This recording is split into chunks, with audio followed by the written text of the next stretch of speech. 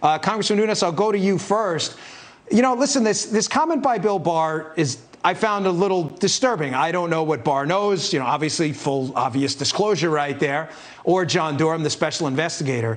But to suggest that the CIA stayed in its lane in the Spygate scandal, the evidence isn't really, some of the public evidence out there just doesn't support that. I mean, we had John Brennan say on numerous media outlets that he had not seen this dossier full of all these ridiculous allegations until December.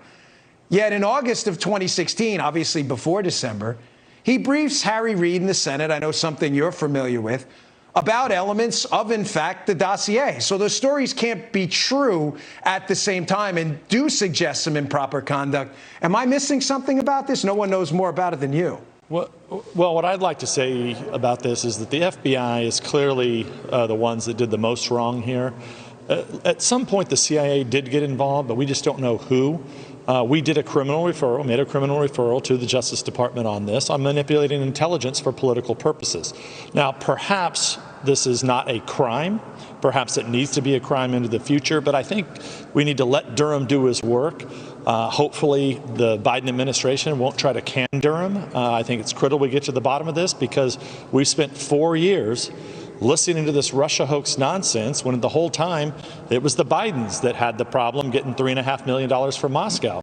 Most Americans just don't know this yet, and we're going to have to do what we can to get it out to the American people. Greg, is it possible here that there's going to be some procedural out for elements of the CIA, notably Brennan at the top, where they say something to the effect of, hey, I was just doing my job. I got this foreign dirt and I passed it off to the FBI. And that gives them a legal procedural out. And I'll just, if you can answer part two to that, is it possible also that the FBI will see more arrests? We haven't seen anything done on the Flynn leak, the leak of the Flynn audio, which is a known felony. So if you could hit those, I'd appreciate it. Yeah, no, it's not an out for the CIA to say, gee, I'm just doing my job, as Devin Nunes pointed out correctly. You know, it was John Brennan who was the instigator of the Russia hoax. He was spreading the collusion lie through Harry Reid to the media. He was helping to spread the fabricated dossier. He was knee-deep in framing Donald Trump for something he didn't do. He perpetuated and instigated the Russia hoax. And then when it all came crashing down, when the Mueller report came out, he said, oh, gee, I guess my information was wrong. He's either the most ignorant or most malevolent CIA director ever. And I must say, it's laughable for Maxine Waters to say, as she did, that it's now up to Joe Biden to stand up to Russia and China. Joe Biden is the most compromised president in my lifetime ever to take office by virtue of his grifter son, who was influence peddling and selling access to his father. Lord knows how much information that the Chinese and the Russians have and can hold over the head of Joe Biden, exerting undue influence. It's called good old-fashioned blackmail. Congressman Biggs, on this Hunter Biden, Joe Biden story, what I find most disturbing about this is the media angle.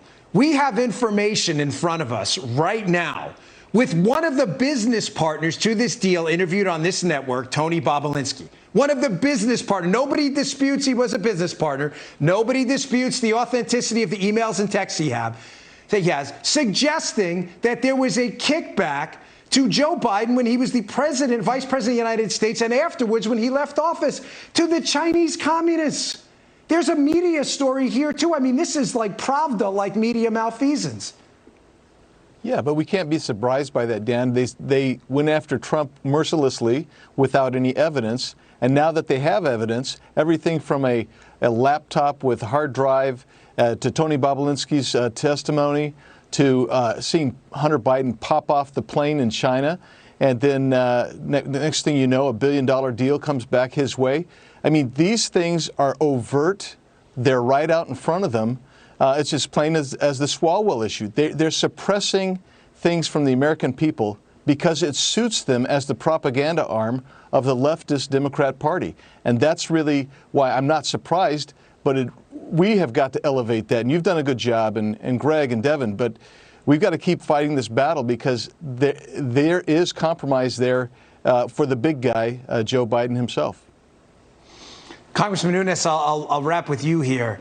You know, some of the same players involved in the Ukraine impeachment hoax and the Spygate hoax, they were some of the same names. If you do any homework on it, you see, I always say, remember the names as an investigative tool.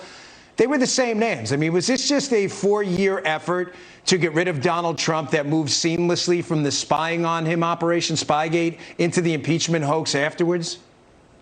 Well, Dan, I would also point out, you're exactly right, follow the names, but also follow the names of the first reporters who were talking to Clinton campaign people back in 2016. A lot of these P-tape truthers, as I call them, that went out there peddling this dossier, they're now going to be in a new potential Biden administration. If you can believe that, a lot of the people that were peddling this have now already been named to the Biden transition team and going to serve in his new administration. You just can't make this up.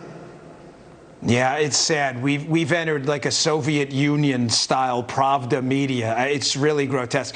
Guys, I really appreciate you coming on. Thanks a lot.